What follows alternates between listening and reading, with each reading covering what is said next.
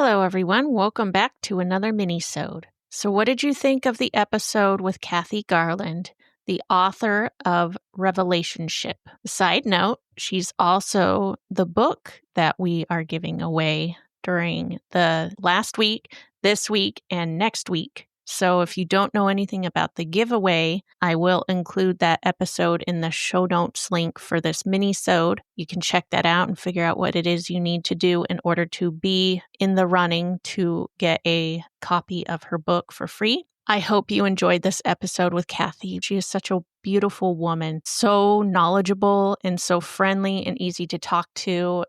She helped me, for sure, understanding God in a deeper way that wasn't too complicated. I didn't have to go to seminary to learn this. I just had to talk with a friend. Ever since I started reading her book, as I did mention in the episode, I hadn't read it at the time of the recording, but I have been reading it recently and I'm almost done with it.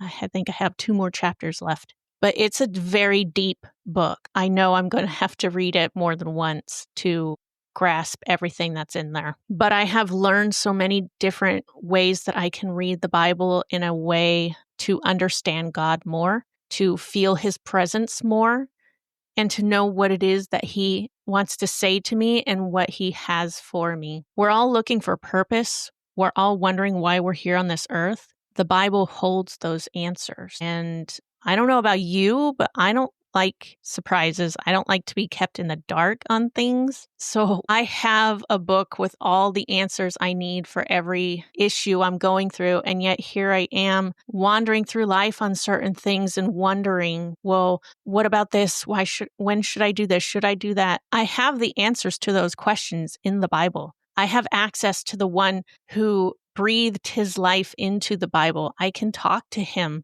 like a friend, like I talk with Cathy. I can talk to God that way. And that's the beauty of her book. That is the beauty of the conversation that her and I had, is that we can have a deep, meaningful relationship with God, where He is revealing Himself to us in new, exciting ways that are biblical, and we can learn about Him on a deeper level, and we can appreciate the Old Testament more. We can appreciate God more because we see the depth of who He is. And if you want to have that kind of relationship, it is going to take time. It is going to take sacrifice. And I think that's why a lot of us don't really do it, including myself. I have 4 kids at home.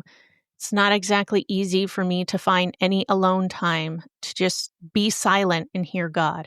And as I mentioned in the episode, I'm not really a fan of being outside in the summer months. But that would be a sacrifice that I would have to make if I wanted to go deeper and have some absolute silence with God.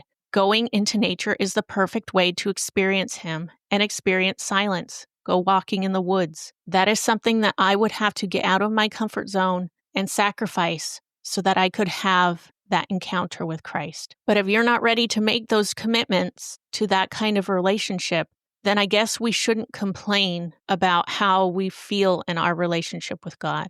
He's not going to force Himself on us. He wants us to want Him. And if you don't, He's going to be patient and He's going to wait for you. But you should not wait, because we don't know how much time we have on this earth. Today could be your last day. And did you do the most with it?